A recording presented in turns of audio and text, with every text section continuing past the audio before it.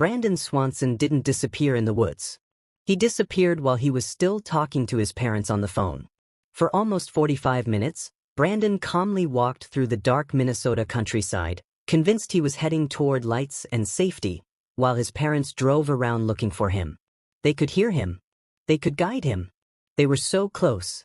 And then Brandon said 2 words, words his parents still remember like a gunshot. "Oh shit." The line stayed open. They kept calling his name. But Brandon never answered again. Brandon Swanson was 19 years old. A college student. No criminal history. No reason to run. On the night of May 13, 2008, he was driving home in western Minnesota after spending time with friends. Sometime late that night, he made a wrong turn. He ended up on rural gravel roads, flat farmland, ditches, fields, and long stretches with almost no houses. Then it happened.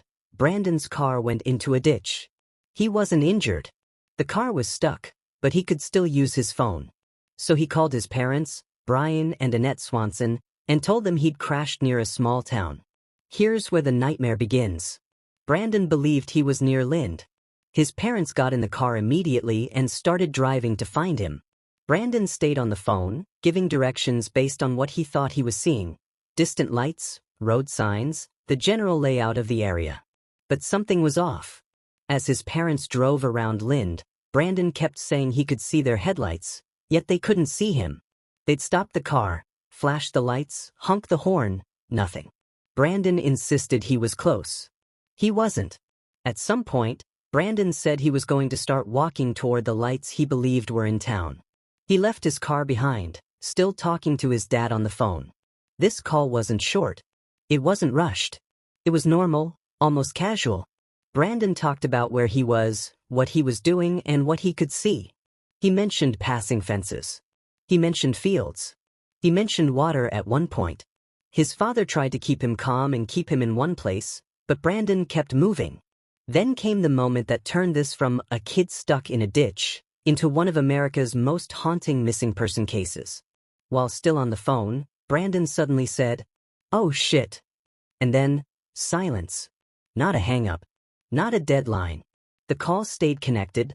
Brandon's dad could hear faint ambient noise, like wind, maybe distant movement, but Brandon never spoke again. His parents called his name. Over and over. No answer. They dialed back immediately. Voicemail. Brandon's mother called 911. By morning, authorities began searching. The first goal was simple: find the car. And when they finally did, it explained everything and made everything worse. Brandon's car wasn't near Lind.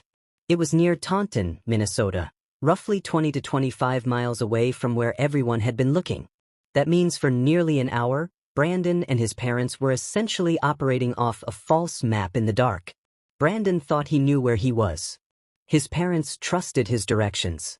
And every minute that passed, Brandon walked farther away from the only people trying to save him. Search teams combed the area around the car. Dogs tracked scent. Helicopters and volunteers searched ditches, culverts, fields, and waterways. The landscape around there is deceptively dangerous. Deep drainage ditches, tall grass, mud, and small bodies of water that can swallow sound. But they found no blood, no clothing, no phone, no footprints that led to a clear answer. Just emptiness. So what happened to Brandon Swanson? There are a few leading theories, and none of them feel satisfying.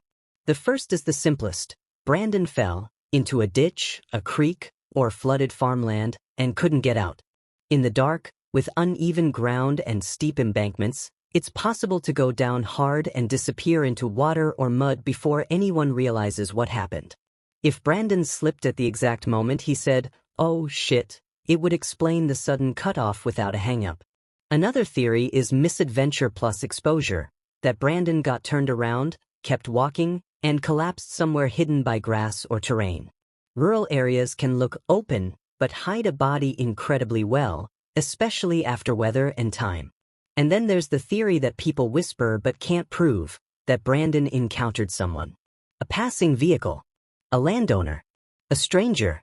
Something that startled him enough to say, "Oh, shit," and then he was gone. But here's the detail that makes this case feel cursed. Brandon was talking to help. He wasn't isolated in the way most missing people are. He had a lifeline. He had a live call. He had people actively searching. And still he vanished. No confirmed sightings after that phone call. No physical evidence. No resolution. Just one last burst of fear, 2 words, hanging in the air like a warning. If Brandon Swanson is out there, the answer is somewhere in those dark Minnesota fields. And the question is simple. What could happen in a quiet, empty countryside that makes a 19-year-old say, "Oh shit," and then disappear forever?